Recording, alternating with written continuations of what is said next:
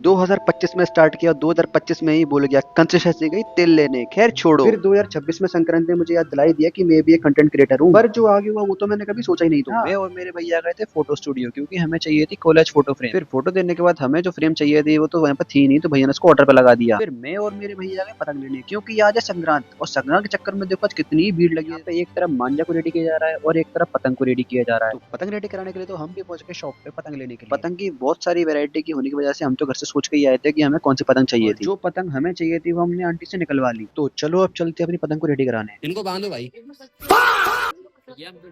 कोई दिक्कत नहीं है। अरे बांध तो रहा था ये भाई, तुम मानते हो? तो फाइनली गाइस ये भैया हमारी पतंग को रेडी करने के लिए मान जाते हैं। अरे देखो गोल गोल घूमे तो डील देना। और फाइनली टिप्स एंड ट्रिक प्राप्त करने के बाद हमारी पतंग रेडी हो ही जाती है, और पतंग को लेके हम जाते हैं घर के लिए। और घर आके हमने पेपर काट के पतंग की पूंछ को और बड़ा करा, जिससे हम पतंग को बहुत ऊंची उड़ा सकें। और भाई पतंग इतनी ऊंची उड़ गई थी कि हमें फोन को जूम करके देखना पड़ा।